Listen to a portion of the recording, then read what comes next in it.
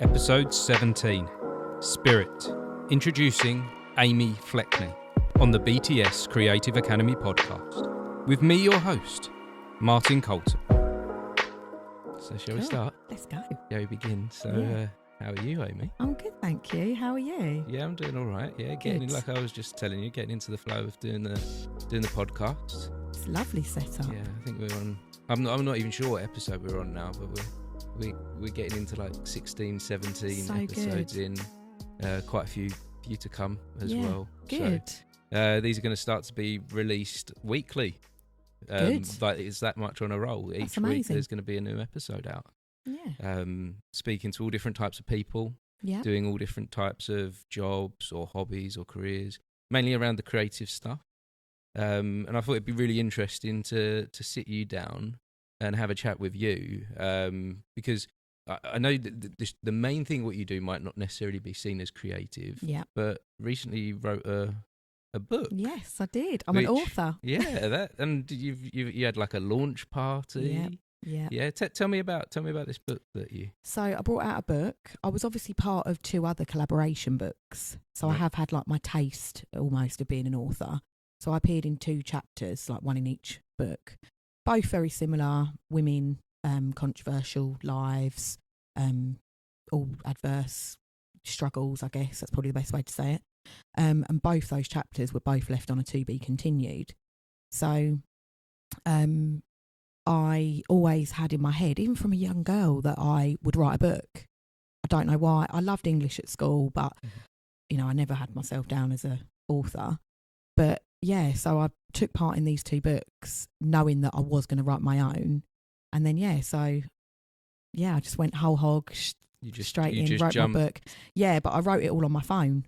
So I literally typed it all on my phone. Okay. I wrote the book in 10 weeks, but it took 2 years to come out. Yeah. So when you say so you did it in 2 weeks, but took 2 years. What was that build up then of that 2 years? I think there was just still changes going on in my life. I actually wrote another chapter about 2 months before it was published. Right. So it was parked. Mm-hmm. There's a lot in the book that I struggled to reread as well. So it took me about a year to read it back to myself.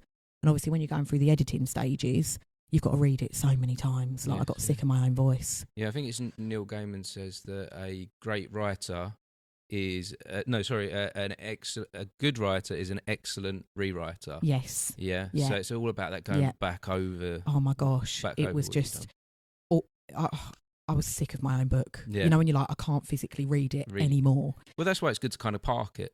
I had to. Yeah, put it to one side and come back to it with a fresh mind. Yeah, I had to. And as I say, I then wrote another chapter.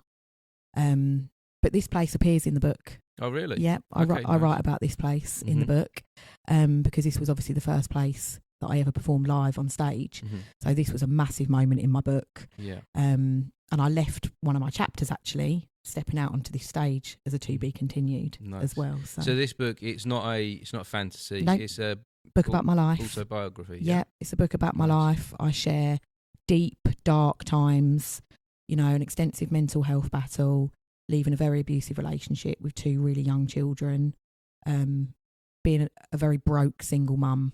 And I then managed to find refuge. I lived in a caravan for 3 years in a transport yard. So it wasn't like holiday camp, indoor pool and crazy golf. It was a working lorry yard. And I was just given this opportunity. But at the time, I felt such a letdown to my kids, taking them out of a beautiful house that I couldn't afford and so on and so forth. But being in that caravan absolutely saved me. And I share all my caravan days, how I got well, how I had therapy, how that changed me, how I then went on to practice in the therapy that I had. So I had unconscious mind therapy and now I practice in unconscious mind therapy because it's so life-changing. And obviously I share how I knew I was a medium and how I become a medium, practicing medium, and how I developed that spiritually from being a beauty therapist, scraping the pennies, trying to just wax some eyebrows to feed the kids and so on. And then how I really got in touch with my spiritual side again, because I was born with it. It's not something that I've learned to do. I was definitely born with it. Everyone's got it, but I was born with it, and spirit then gave me no choice but get working with it. That. And to get working with it. And actually I owe so much to Spirit, because they saved me and they made me. My children saved me and made me, but Spirit, I want to ask you about this Spirit in a moment. Yeah. But what I'm wondering is, so with the book, yes, is it just a section of your life, or is it like your entire life story up I to would this say point? it goes from probably, I sort of talk about my school days a bit as well. And then it brings me to date, really, I guess. Mm-hmm. It is a to be continued at the end. Like, of course. But I'm not sure at the minute. God, everyone's like, when's book 2? Yes. It's one of them books as well. I wanted to write a book. My intention when I wrote this was to help people. That's all I ever wanted to do. I just wanted to help people. I wanted people to read my book and just not feel so alone, because there were elements of moments in that caravan where I'd sit there and I would be like, I just want to find something that makes me not feel so alone. And if I could have picked up a book, read someone else's story, I probably would have connected with that writer and felt comfort. And that was my intention with my book. And I wanted a book as well that no one could put down. Yeah. That was my full intention. I want a book that no one can put down. They go to work and all they think about is getting back in that car and getting back stuck in the book. And everyone that has reached out that's read the book, they've read it in 1 or 2 sittings. No. So I've achieved that, definitely. And it done really well. It's a international bestseller. So Canada, Australia, America. It's mad. How are you getting it out there? How are you publishing? Is this self-publishing, or have you got a publisher? It was published by Welford Publishing, but it's sort of, and honestly, Welford Publishing, she's one lady, Cassandra Welford, and she is incredible. She's so heart-led. So we connected straight away, because, writing the book was never a money-making thing for me. It was never going to make me rich, or I just, like I said, wanted to help people. And she's very like that. She's wrote 8 books, some all based on her life experiences. And, you're bearing your soul. Like, that was the scary bit, because people that think they know me, clearly, when they read the book, they were like, Jesus, I had no idea. Yeah. Yeah, that is the scary thing with writing, isn't it? It's so scary. You even when you're writing something fantasy, you still put your own personal thoughts in there, your own personal opinions. Yeah. And then you know that's going to be pulled apart. You know that there's an element of criticism potentially coming, or judgment. So how did that feel at that moment of you've finished the book, know that you've bared your soul, you've shown your true self, and then you're waiting for the feedback. How did that feel? It's obviously so scary, but Welford Publishing supported me like almost unconditionally. And there is parts of my story, the title When Worlds Collide, it's based on the fact that, bringing spirit into my life. But there's a big element in the book where I got into quite a controversial relationship. So that particular topic was either going to be love or hate. It was either going to be you saw through what the reality of it really was, or you could judge me for it.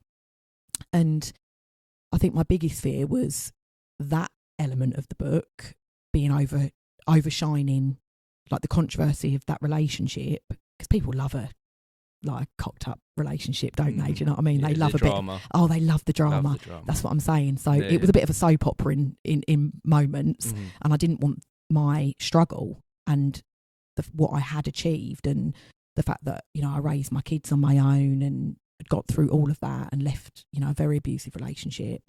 I didn't want any of that to be overshone by the drama of the relationship situation that I then got into. But I wanted to share a story of a love triangle that people don't hear a certain side of. So there's an element in the book where I fall in love with a married man, and I talk very in depth about being the other woman, I guess, is what I don't really like that term, but and that's a story that people don't hear of. No, because that really does open yourself up to massively. Yeah, massively. But fortunately, I must have shared it in such a way that people understood me. People heard me. Writing a book changes how people see you. It's weird, like the perception of it. Like even when I sit here and say, oh, I'm an author, I said it like almost cringing, didn't I? Yeah. Because I'm so proud of it. And I haven't let my kids read it because there are elements in there that I'm not ready for them to hear. Is there a point that you feel like you would be, or you would want them to? Yeah, I mean, I had this massive. You touched on the book launch, didn't you? Yeah. I had this massive book launch event. It was just, I'm sitting here rolling my eyes because it was just so. It was so extra. Yeah. It was amazing, but it was very extra. And my daughter actually did a speech. My 15-year-old daughter did a speech, and you try and protect your kids so much, but they still sometimes see through the elements of tears and pain and sadness. And actually, she obviously touched on I'm a complete weirdo at home and embarrassed me in front of 100 people. But other than that, she really expressed how she knew they always came first, and that every decision I've ever made was always to give them a better life.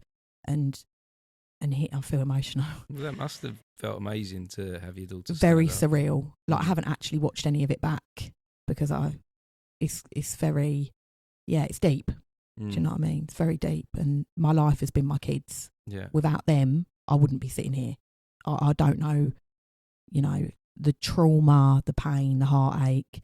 They gave me breath, and that's the only way I can really describe it. Yeah, So. and you're telling me like an element of something that's come out of writing the book that's actually separate to the book. So your daughter hasn't read the book, no, but yet she's been affected, and there's been some positive influence.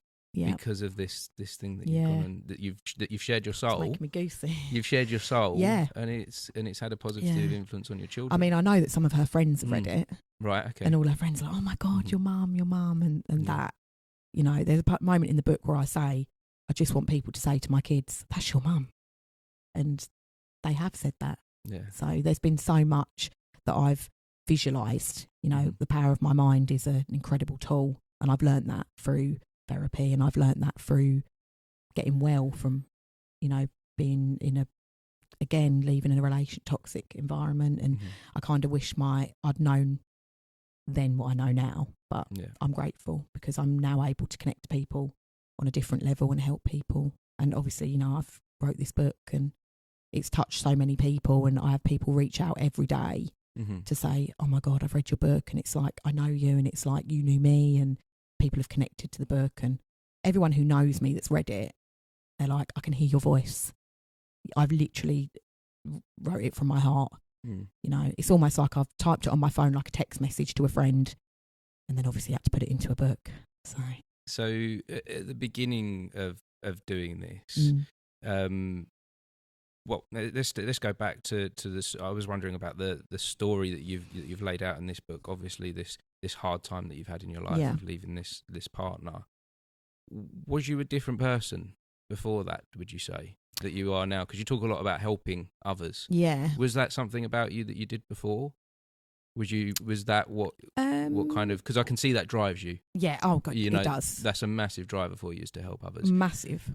Yeah, was that part of your life before? I think it was squashed in me. I think it was in me, and I didn't know how I was going to help people. I was just Amy. But now I feel like I'm Amy Fleckney. I feel very different. You could put us in the room, we look exactly the same, but we're very different people. I feel strong. I feel comfortable in my skin. I feel confident with decisions that I make. I spent years making like bad choices, bad decisions, but I think that's because the real me was so trapped inside. I just didn't know how she was going to come out. Sort of talk about her like she's someone else. Yeah.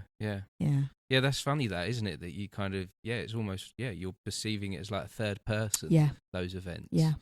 And is that part of the help that you've received that's managed to do that?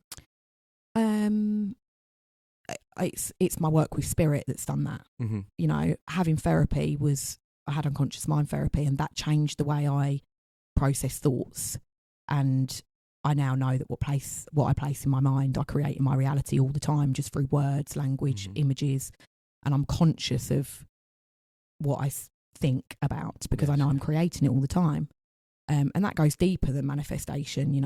I know the universe is always listening, but from a science point of view, I know that my brain is processing my thoughts all the time. So I think that that's definitely massively changed me. I went into therapy one person, come out someone else. So that's definitely changed me. Tell me more about this unconscious mind therapy. Yeah. What exactly is that?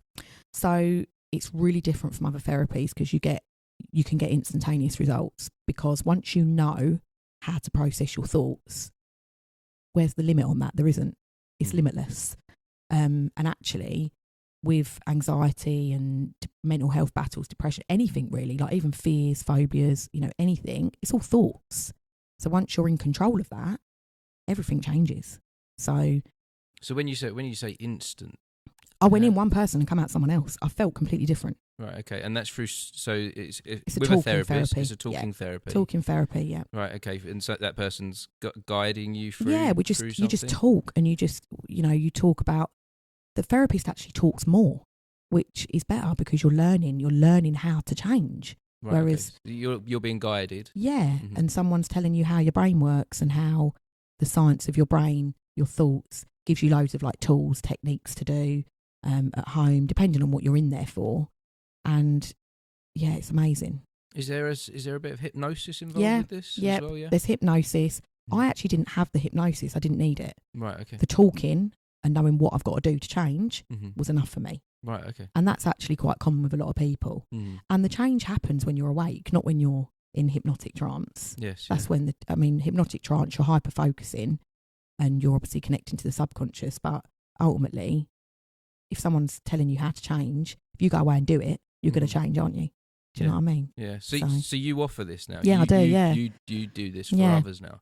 You didn't do it before? No. No. So you found it was such a benefit to. Oh my God. To you that you was like, right, okay, this needs to be something that I do, that I practice, that I show, that I share. So he Robert Heisey, he's like the UK's #1 unconscious mind therapist, and he then opened an academy, and it was only the second academy, and I was like, yeah, I'm going to do it. And it was one of the best things I think I've ever done. 7 solid days of unconscious mind therapy. I felt like I was in a bubble for one. Felt like I was like on a retreat for a week. Yeah. But yeah, and I help so many people with that as well. And I think as well, when you've had it, you've been that client. You've walked into that room thinking, oh God, what's it going to be? What's it going to be like? Everyone when they go and see a counsellor or therapist, they do always sit in that room and think, why am I here? Because in that second, you start to forget. Start to judge it all. And you start to, separate your thought process. So in the book, I share in depth, my unconscious mind therapy journey, what happened, how I felt, how it changed me. There was no way I would have stood on this stage without having unconscious mind therapy. I sat in that room during my therapy and he said, what do you want? What is it that you want? And I saw myself standing on a stage in front of 100 people. So I created it. And then here I was. It's powerful. Yeah. Really powerful. It is. And so what would you say to someone that had a similar situation like you did, has some trauma, and they're looking at different types of therapies? Why would you particularly recommend that type of therapy? Because with unconscious mind therapy, you're not talking about the trauma all the time. So when you're repetitively talking about something, your brain thinks that you want more of it because you're processing the thoughts again and again. It's like when you want to go and buy a red car. What do you do when you go out? You see there's loads of red cars because you're processing that thought. So energy flows where your attention goes. So if you're constantly talking about the trauma, you're just going to create more of it. Yeah. So actually seeing the future in your imaginary world, if you want to call it like that. So it is a type of you are a type of looking to visualization, visualize where the power you want of the to visualization. Go. Yeah. Yeah. You're sort of you're setting out a path for yourself. Absolutely. And that can just be very simple, that can be really. I went into the room, wanting to be international psychic medium Amy Fleckney. That's it. That's who I went in there wanting to be. Right. Okay. And I have created her. Yeah. Yeah. Yeah, with your book. With my book, with the psychic stuff you're doing on social media as well. The social media is growing quite. Yep. That's quite good figures that you've got on there. Quite good following. It's good, isn't it? Do you feel that's Do you feel that's good? Yeah, I mean, I'm more is more, and I'm bigger and bigger. In my head, my mind is, I don't stop. Like when I start switching off from it, say if I'm on holiday, I almost think I'm a bit unwell. Because I love that drive, or I thrive on it all the time. You know, but people look at me like, oh, she's positive all the time. I'm not. Like, I'm a normal girl. I've got 3 kids running right at home. You know, I've got 2 dogs. I run a household, you know, and my life is busy, hectic. And when you've had a mental health battle, it's like an unwanted boyfriend knocking at the door. You don't want to answer the door, but you're going to answer it because you want to see what they've got to say. Mental health that's the way I describe it. You know, it can creep back in, and certain things can trigger it and things. But with my unconscious mind therapy, I know how to rein it in. I know how to be in control of it. You know, I can be in control of that. And that's why UMT is so different, because I don't sit there thinking I've got to go and see a counsellor and talk about the same crap again and again and again. I went in, I got what I needed, I come out. And I mean, we're talking like 4 years ago I had that done, and I'm still using my techniques, and I'm still well. Do you know what I mean? Yeah, so what I'm hearing is it's more of a way of, rather than looking back, you're looking forward. Absolutely. Absolutely. Because going back, you're only going to get the same thing. Yeah. Do you know what I mean? So I make it sound really easy, because actually it is. You know, I do get it when clients come in. I'm like, I've been where you are. I've sat in your seat. I get it. But it is easy. Yeah. And you just have to trust, you know, trust the process. And I did trust the process. And I'm so glad that I did. Yeah. I'm so glad. But yeah. Yeah, change your life around. Totally changed my life. Yeah, changed my life. I couldn't be who I am without it. So yeah.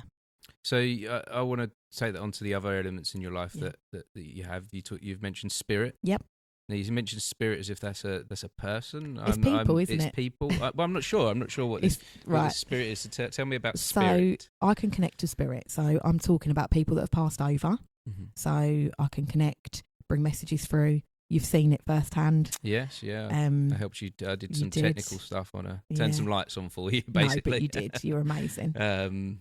Yeah. So I've seen you up on the stage. Yeah. I want to say performing, but it's not a performance, is it? Or is it? You tell me. Do you know what? The weird thing is, that was the first time I'd done it. Well, no, the second time I'd done it in front of a live audience, to be fair. Because I did my UMT therapy, and the UMT guy was doing a show, a hypnosis show. And he said to me, come and do an hour. And I was like, what? So I was in this therapy room, and he went, come and do an hour mediumship at my show. It was like 80 people. And I was like, do you know what? I'm going to do it. So I literally, like I said, I come out of there with an opportunity. 2 weeks later, I went and did it. And I was like, I'm going to do my own show. I want to be on the stage. When I look back, there's so much I would change, because you learn, don't you, and stuff. And obviously, we're talking, how long ago now? 4 years ago. Yeah. Easy. And obviously, I've developed so much, and the way I perform is really different now. So we are calling it I guess it is. I guess it is, yeah. I guess it is. I did one a couple of months ago, only very small. It was really lovely, actually. It was for a children's hospice charity. And there's probably about 50 people. It was just in a room. It was really, it was just really lovely, humble.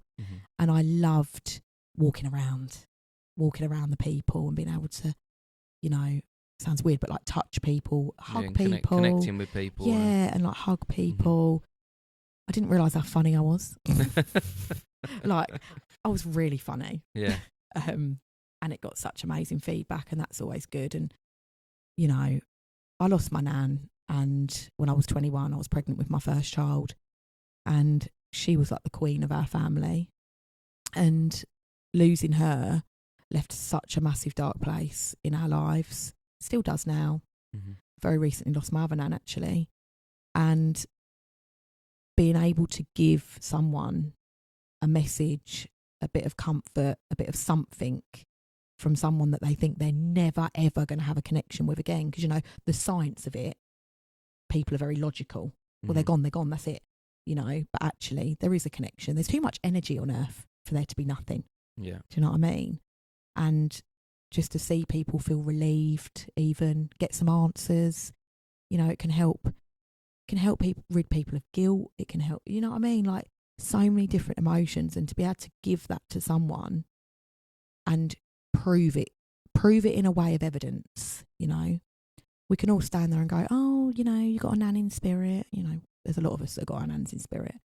You know, I pride myself where I'm very strict in the sense of I want more from spirit. I want them to tell me exactly where they lived, exactly what they had for dinner the day before they passed. You know, I want them to tell me exact evidence. I want that sitter or client or someone in the audience, I want them to go, that's my dad, 100%. I know that's my dad because no one knew that he gave me da-da-da or whatever.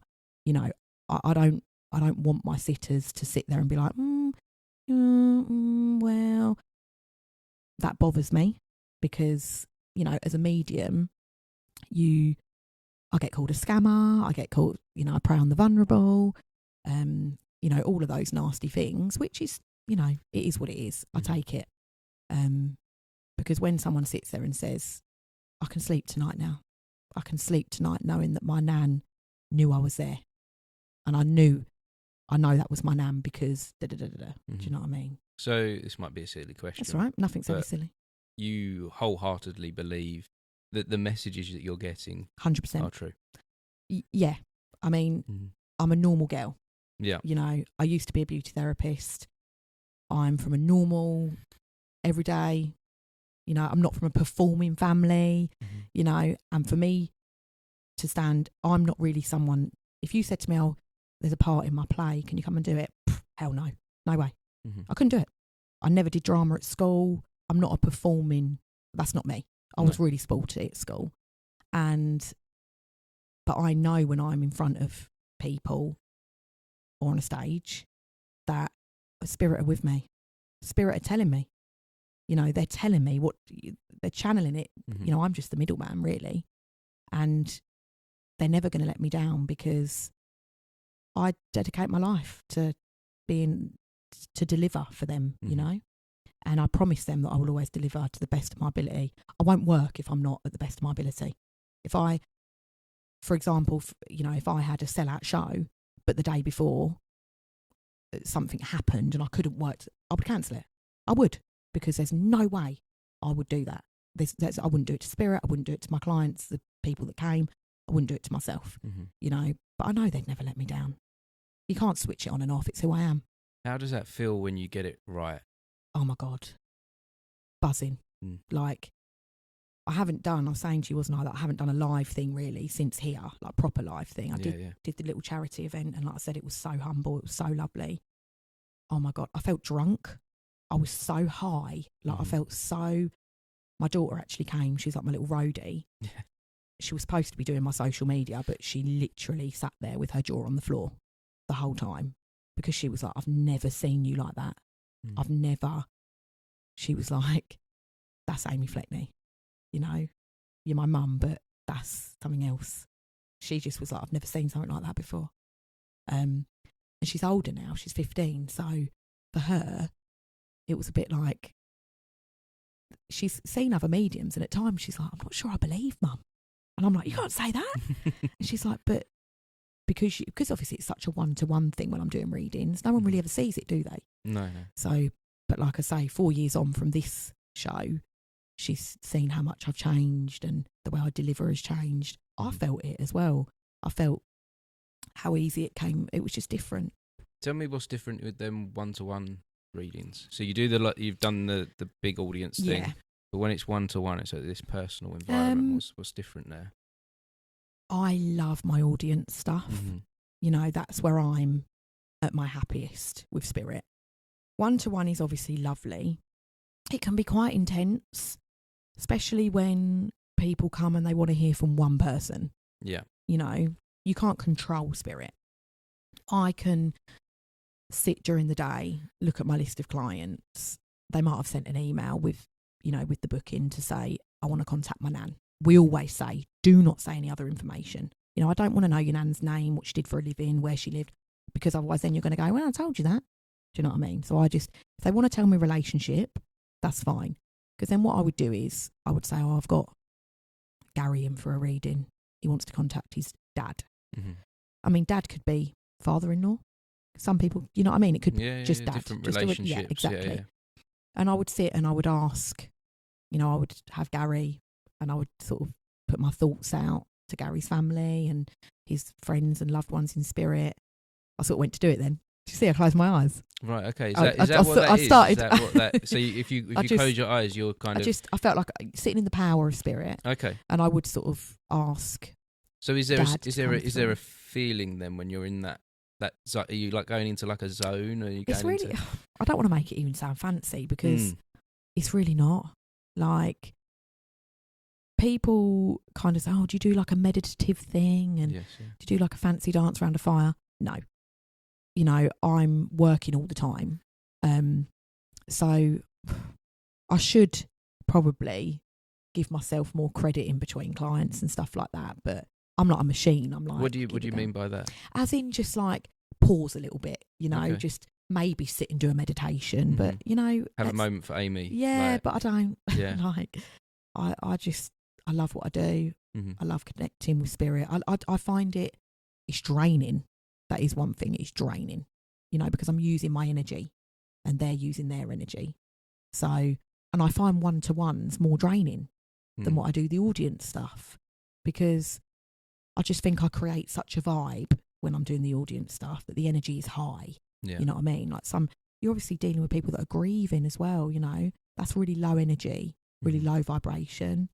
So, and because I really care about people, you know, being a businesswoman, I hate saying that because it is who I am, but business and caring, you know, my partner, he's a strong businessman and he's like, but you can't care in business.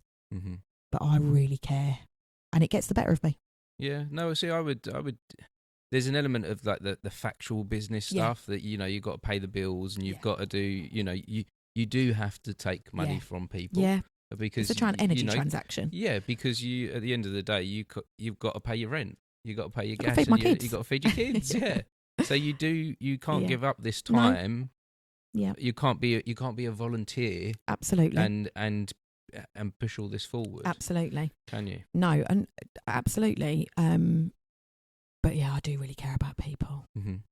And I say that in a way because people don't realise, you know, I do care a lot, and it affects my life. It does affect my life because what way?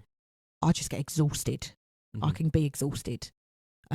If maybe I've done a reading for someone and the nan's come through and not the granddad, that upsets me. Mm-hmm. But I know that I can't choose. You know, I can't. It's up to spirit. Because you're a caring person, you take that. I would probably say that as self-criticism as well. I'd be like, oh damn it, why didn't I get the granddad? She wanted the bloody granddad. That's part of the curse of caring, isn't it? Yeah. Oh, it is definitely. But then on the flip coin of that, my following is a community. You know, people know that I care, and I do help people between readings as well. I guess, you know, they'll come for a reading, and if it's affected us, you know, like say if I've read for someone and their small child has come through, I will always reach out to that client. Always. Next day. Always. I could have a full diary, but I'll sit at home. I've done my kids' dinner and I'll sit down and I'll always reach out. I hope you're okay. It was lovely connecting yesterday, because they're in my thoughts. And see, this is where caring in business is important, because those people wouldn't have trust in you if you didn't care. You know, because there is a lot of trust to talk about. Yeah, you know, your child that's passed, or absolutely. or someone anyone that's important that's passed on, to talk about that and be vulnerable. They've got to know that person that they're opening up to is someone that cares, and that is someone that's not just doing it just for the money. Yeah, exactly that. I mean, if I was doing it just for the money, I'd probably be a lot more wealthier now, because my time. I give so much time, you know, between clients, beyond the client. So, yes, it's important you find that balance, isn't it? And I struggle with that balance. I'd say that's probably, that's a huge struggle for me. And control as well. Like, my business is my life, because it's given me a life to be able to provide for the kids and stuff. And I take that really seriously. You know, I'm never take that for granted, because I know what it's like to worry about the next meal and worry about the roof over my head. And I never ever take that for granted. Yeah, so you've been in a place that you don't want to go back to. And you've found a No. way to not Yeah. go back to that. You've found a way to Yeah. give stability to your family and to your Yeah. children And I'm through doing something that you're passionate about and you care about. Yeah. And it's weird to think that I had it the whole time. Mm-hmm. But everything has a right time. Yes. You know, timing is everything. Mm-hmm. And I do feel that losing my nan, I had to, you know, she had to pass as well to help me do this. My nan's played a huge role in my life with spirit, definitely. Mm. She helps me, and from spirit world. And my family are great. You know, I think I've shocked so many people with where my life's gone. But I quite like that. Yeah. I think we have to go through those dark days, don't we? Yeah. I think we have to experience the hardship to move us forward and to build and learn from it. And to truly be able to help people. And truly be able to give back, yeah. Yeah. I'm not just helping people because I've read a textbook. Yes, yeah. I'm helping people from a place. You've lived it. Yeah. You've lived this experience. Yeah. And so would you say that the mediumship is a type of therapy for people as well? I would definitely say that. Mm-hmm. You know, I would definitely say that. I mean, obviously I do like the psychic stuff as well. So I do, you know, past, present, future message, like readings, which is psychic. So right, okay. Spirit, mediumship's different. I'm dumb. So that's okay. Like, treat me like that's I fine. I do have a little bit of an idea what you're talking about because my dad's a tarot reader. Okay. So so I'm very open to yeah. to So tarot reading, obviously, Mm-hmm. you'd use a tool, wouldn't you? Yes. The tarot is a tool. Mm-hmm. So mediumship is obviously connecting to passed over loved ones, bringing back messages and stuff, and then the psychic stuff is, you know, it's almost like soul connection. Do you know what I mean? Like, so I don't use cards. Mm-hmm. Psychic intuition, I guess, is probably the way to say it best. But again, I still work with spirit with that. You know, I'll still sort of hear it, if you know what I mean, and then say it. So it's almost just like I'm guided. It's like I'm being guided to give the messages, the guidance that I'm being given. So like, say if you come to me and be like, oh, I've just lost my house, I don't know where my life's going. Mm-hmm. Probably wouldn't say that because I'd pick up on that. Do you know what I mean? And then obviously you'd go from there. Because some people don't want to connect to loved ones. Some people are like, oh no, I don't like that sort of thing. No, of course. But some people don't like to even think about what's beyond. And No. and the other realms. And yeah. And do you know what? Like, death still scares me. Mm-hmm. You know, even though I know there's a better place, even though I know I'm going to be reunited and I'm in a place of pure freedom and bliss. Not too much freedom, but, you know, because you're just ending one job on earth and then you're going into like another job in spirit. Yeah. So it still scares me. Do you know what I mean? We're all human. Yeah. Do you feel like you have an understanding of what's going on outside of this reality? I think so. Yeah. I'd like to think so. I trust it, if that makes sense. Nice. There is a trust. That's funny because I have that exact same. I had something that happened to me about a year ago. Okay. And I have developed a trust for the universe. Yeah. And that built up. What happened to me a year ago was a build up of being very scared of death. Yeah. My wife has been ill for the last 10 years, on and off cancer treatment, and I just felt like death was following me around, hanging over my shoulder all you could think about all the time. Yeah. I wrote stories about death at the time because I was just like, there's just constantly this thought of death in my head and what is death and what happens next, and I was quite scared of it. But then something happened to me, which actually I have spoken about this on the podcast, and I'm not afraid to talk about it too much. I think it's important to be open and honest. But I accidentally had some substances that took me on a psychedelic journey. That took you out of your body almost. Yeah. Took you out on a... It took me to a different realm. Yep. To a different place. Yeah. And what I'll always start with, I'm not promoting taking substances. However, for me, it was very beneficial. I had a guide through this journey that I went on, and I came out with a trust for the universe, with I'm not. I don't have that same fear of Yeah. death that I had before.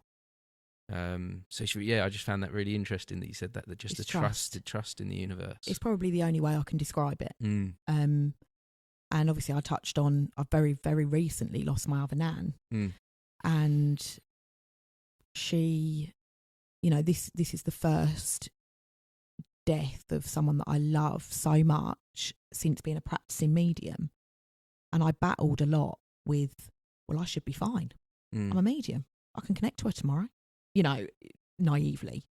And everyone like, oh, that she's in a better place, and, all those cliches. But also I'm Amy. Mm-hmm. And to just be Amy and feel pain, Yeah. Yeah, that trust goes beyond death, doesn't it? And it goes, it almost takes you back to the therapy that you do with the understanding how your mind works. Absolutely. It's a trust in that process of that.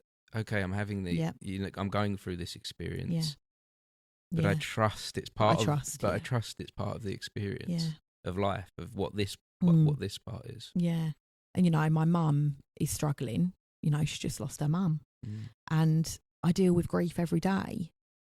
But there's a line, isn't there? She was my nan, and but I'm trusting. I'm trusting when I stand back on this stage, I'll have both my nans with me, and I'll be the best medium I can ever be. Yeah. The last time I saw my nan, I said to her, "I'll see you on the other side."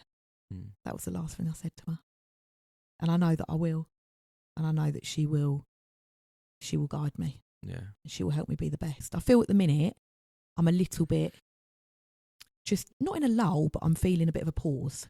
Oh, really? Yeah. Okay. But and I'm struggling with that. With what? Just with, I almost feel that I've needed to slow down. Okay. Like the last 5 years have been an absolute whirlwind for me. Mm-hmm. I've gone from just being broke single mum Amy in my front room, struggling to bring up the kids, to building an amazing community of followers. My ability to connect to spirit gets better all the time, and just people, place, I don't know, my book, there's been so much. Yeah. But my nan passing away, last month, it's okay to pause. 100%, yeah. And I struggle with that. Yeah. Because, I'm a normal person. I start to think, oh God, I'm going to lose everything again. Oh my God, am I going to be eating shepherd's pie every day like we were? There's a bit in the book I write about it. About shepherd's pie. Yeah, shepherd's pie, because obviously you'd make it and it'd last like 2 days, wouldn't it? Yeah. So my kids now will not eat shepherd's pie. They hate it. So it's like the shepherd's pie feeling. For my kids, it's mashed. We had a little period where money was tight, and it was mashed potato. That's what I mean. Mashed potato and tuna, and they will not go near those. Yeah. Mashed potato, tuna, and tomato ketchup. I think there was like a 6-month period where that was like the meal. And now there's always a meal, isn't there? Yeah, they will not. Someone else was saying about it. It's like that's their trauma. Theirs was this other girl I was talking to, actually, she was like, oh, we did sausage casserole and I can't even smell it now. I quite like shepherd's pie still. Yeah, it's a bit nostalgic for me. Right, okay. But the kids, they're like, I can't even. They don't even eat mashed potato because it's so similar. Do you know what I mean? Even spaghetti bolognese, I don't really like that anymore because that was another hearty that lasted. Yeah. But yeah, no. So yeah, I'm a little bit paused at the moment, but my creative mind never stops. I'm constantly creating because I know that in my mind, if I'm creating, I'm still working. Yes. I'm still moving forward. Okay. And that's where UMT comes in. If you are creating, you're moving forward. Even if you're sitting still, you're still creating. But I think that's just me, healing with my nan, allowing myself to be me and not medium Amy all the time, which I struggle with. Yeah. So what are you going to do with in this pause? Are you going to have a proper break? Absolutely not. No. So I've got my spiritual centre, which is in Sawbridgeworth. So where I've got all crystals and everything you need to support your spiritual journey. So like crystal healing, you can buy them. They're all there, and that's where I do my UMT. That's where I do my readings and stuff. So I had the summer off actually from going into the centre. Still work online because obviously I read for people all over the world, so I read online, and I still worked on holiday online. And so I go back to the centre on Monday, and I'm just going to potter, I think. Okay. I have got... You're not going to force anything. No. I think that could be the difference, couldn't it? But it is. Because we do like... The flow. Yeah, the flow. Like it's... sometimes you don't realise you're doing it, but you are trying to drive forward rather than go forward. You're trying to push it in that direction. Yeah. What next? Yeah. So maybe this is the moment where you just be in this time. Yeah. And you let things flow. Coming here has been good for me. Oh, good. Like walking in here, I felt into this space. Into this theatre. Like I walked in here and it was almost like my breath. It took my breath. Oh, good. But in a really lovely way. Yeah. You know, being with an audience, meeting new people like that. Mm-hmm. That's where I want to be. Yeah. That's where I want to be. It took you back to that. So maybe that's part of the pause is realising, is having a moment to think about how do you move next. Yeah, exactly. Maybe it's a discovery moment. Yeah, the book's been a whirlwind because it's like media stuff and it's just been like constant. The book launch was massive. Mm-hmm. It was amazing. Can I see the book? Of course you can. Yeah, I haven't seen a hard copy. I've seen it. On, it's for me. I did. I bought it for you. Oh, bought it here for you. Thank you. Thought you might like to read it. I will definitely have a read. Maybe I should have a read and then make it into a screenplay. Wow. Was you going to say that? I was going to say a play. High five me on that. See the psychic. Definitely. Yeah. Could be on this stage by this time next year. Like I'm sweating. I would love that. Where should we start? It starts quite dramatic. Okay. But that pulls people in, doesn't it? Yeah, of course. I think a lot of the time with messages, that we have to entice people through entertainment. And that's what I love about theatre. Yeah. Is that theatre and film is that you can get a message across, but you're not forcing it down their throat. You're not. 100%. It's not education as such. Yeah. It's powerful. But you can get that message of, I'm going to say without having read this, that the message from here is hope. Yep. Yeah. It is. The message from here is. I think it says that on the back as well. Does it? I think it does. Okay. It's a powerful blurb actually. Whenever I read the blurb to people, I always go douche douche douche douche douche at the end. I always give it a doof doof. Yeah, an EastEnders. An EastEnders doof doof. Yeah, I do it all the time. Yeah. I'm smiling when I look at the book because it was such a journey. I can't believe I wrote a book. No, that's an amazing feat. You know, I consider myself a creative, and it's a task that I've sat down many a times to try and complete. Yeah. And I've struggled. It's hard, and I know a lot of people that have struggled. I've wrote a few plays successfully. Yeah. So I found with writing plays, the reason that I've been able to do that is because I've had a deadline. I've had a moment. Oh my God. I've had a moment where it has to be done. This will make you laugh. Come. So when I wrote the book, I had an author mentor. Okay. So what happened was my original thing was I was part of a mums in business group on Facebook because apparently I'm a mum in business, and I put on there post. I wanted to write a book. Can anyone? It's like so many members in it. Like someone's got to know. Anyway, someone then tagged Cassandra Welford, my publisher, and I contacted her and just had a meeting with her. And what I loved about her was that she is a heart-led author mentor as well as a publisher, and she'd obviously wrote 8 books. Her most powerful book was called I've Lost My Mum.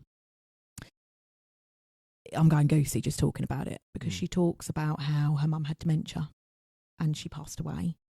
But she talks about dementia in such an incredibly raw, like, it's something that I've never, it's so connective and so insightful, just powerful. Do you know what I mean? And so many, dementia touches so many people. Now, my nan had dementia, the one that's just passed, and thank God that I'd read her book. And my mum actually kept this particular book with her all the time because it made her didn't feel alone, you know, because this book was so raw. It's an incredible book. Anyway, so I had this meeting with Cassandra, shared a bit of my story. She was like, this is really good. She was like, what's the bigger vision? I was like, I want to be in W.H. Smith. That was literally all. She done a speech at my book launch, and she said, Right. the girl walks in that wants to be in WH Smith. you know, she's like, it's go big or go home, isn't it? Yeah. So we had this meeting. She then introduced me to The Girls Who Refuse to Quit, which Sorry, was I can't open this bottle of that's all water. right, which was my first collaboration book that I was part. And you've just got soaked. Spilt it all. Do you know what? I kind of knew that would happen like that. So that's why I was trying to do it delicately and quietly. It's just gone all down. I'm so glad this is being filmed as well, so he can just cut that moment out. The moment you got to Martin, keep that in. Exactly. The moment Martin can't open a bottle of water. So she introduced me and invited me into The Girls Who Refuse to Quit. Yeah. Volume 3, which was my first collaboration book. I was chapter 4.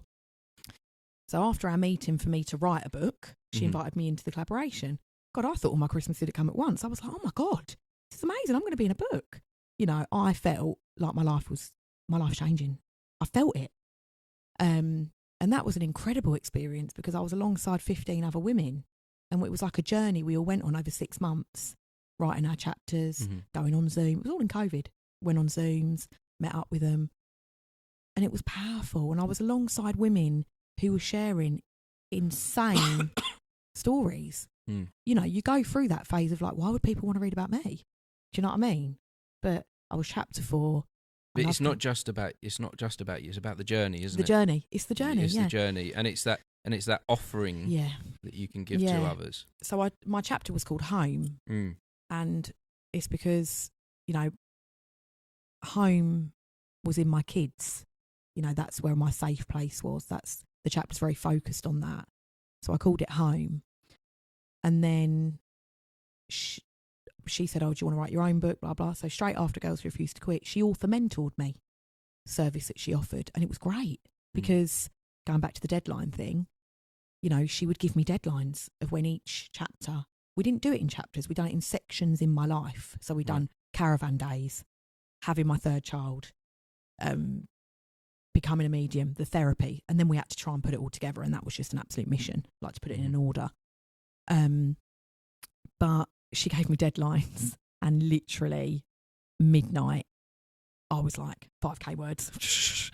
Honestly, I was bashing out. Yeah. Like my partner would lay in bed being like, I don't know how you're doing it, but I work like you. I was better like that. Yes, yeah. I can't imagine that I would have finished the book or got even halfway through it without a deadline. And I'm even adapting with the podcast I've created myself a deadline with this now that it's going to come out on particular days every week. Yeah. Because otherwise I'm getting a backlog of like there's the moment of sitting down and doing this, but there's all the stuff that needs to be done afterwards. Yeah. And that could be left indefinitely if you don't have a deadline. Yeah. So now I'm going, right, no, it's happening every Monday and Thursday. Yeah. Like it has to happen every Monday and Thursday for it to keep going forward. Yeah. I did submit like 5 to midnight. Yeah. Honestly. Yeah. It was literally, like I said, she'd done a speech at my book launch and she spoke about how the deadline, I was always like 4 minutes off, like 11:56 or something off the deadline. How important would you say it's been to have had a mentor then as well? Oh my God. It's so important. I mean, obviously, if you lead a quieter life, you know, my life's really hectic.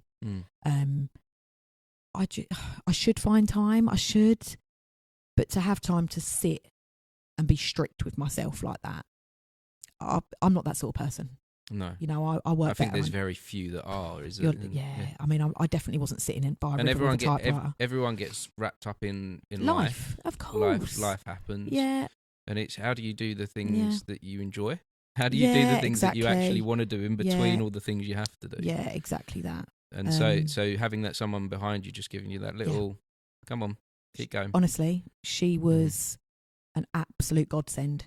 She made my book what it is, 100%. She was amazing. And then obviously she published it.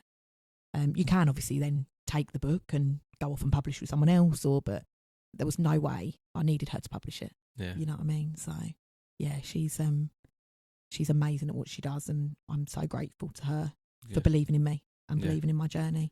And then obviously she invited me into another collaboration of hers, and I was chapter 4 again. Nice. And that one was, that chapter and that book was called Beautifully Broken, and that chapter is purely based on my UMT, and it's called Becoming Amy, actually.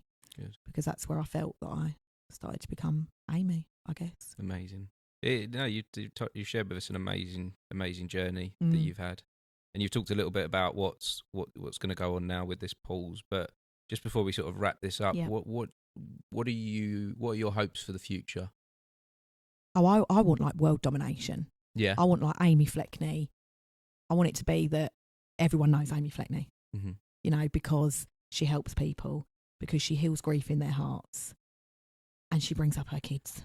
You know, that's everything I am. That's like my life mission statement. It's actually in my book.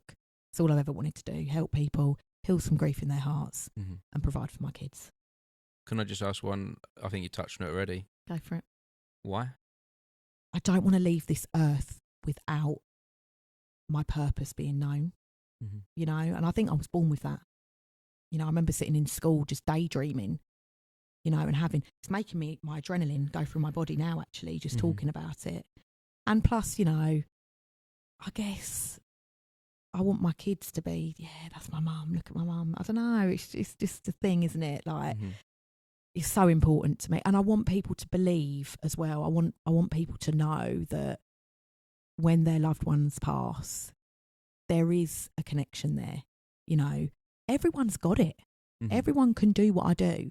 You know, it's just whether you want to. It's just everyone's got a gut feeling. So we're all psychic. Yes, yeah. You know, we're all energy. So you know, you would know if you like me or not. You'd be like, oh, I don't really like her, because we know the vibration.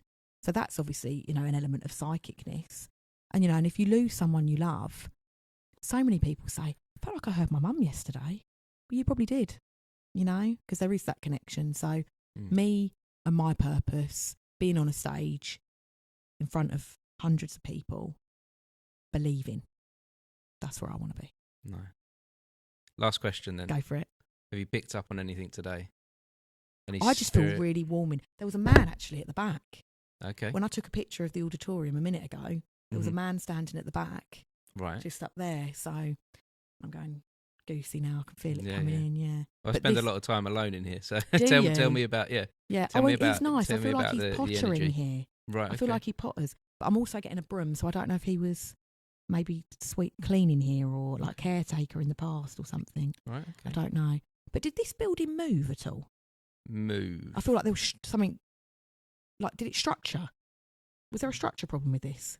There is a structure problem, potentially. Okay. Go on, tell me. Is it going to move? Is it going to fall down? I just felt we're getting investigated. No, I felt like it was swaying a little bit. Like there's a structure issue. Right, okay. It's not going to fall down. No. But no, this is a beautiful building. I'll get on top of that structure issue. I think you ought to. Yeah, is that the message? That's the message.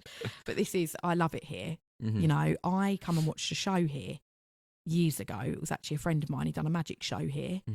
And I sat at the back. I wasn't even a practicing medium. And I said to my partner, I want to do something here. Yeah. And he's like what? Exactly. You know, I was a beauty therapist then. Like what? And I'm like, I don't know. But I felt it. Yes. I felt it when I came here. Yeah, it's funny. Like I pick up on that vibes of a place, and I had a few spiritual experiences when I was younger. Okay. And not as an adult, but when I go into a building, I get a vibe for it. Yeah. And from the minute that I walked in here, I walked in this theatre 20 years ago, I got a vibe for this place, that this was comfortable, that it was safe. And it could very easily be a scary space because it's a very old building. Yeah, but it's not. But it's not got that. It's not got that feeling at all, has it? It touches my heart in here. So I feel like, you know, this definitely comes from a place of heart-led people. Yes, yeah. Do you know what I mean? It is. I'm just sitting here looking around. Yeah, that's good. I think that must be something to do with it as well. That the people that are giving the energy off now, the people that are involved now, they do have a love for the space.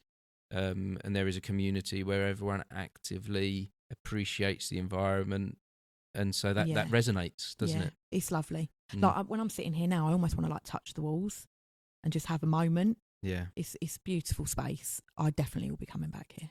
Lovely. It's going to be buzzing. Well, I'd like to definitely get you back on this once I've read this book. So I'm going to sit down, I'm going to read the book, and then we can discuss a bit more. Little review on the book. I'll review the book, and then we can maybe talk about how it could potentially become a play, or that would be, or I send it off to some producers in the film industry or something. Yeah.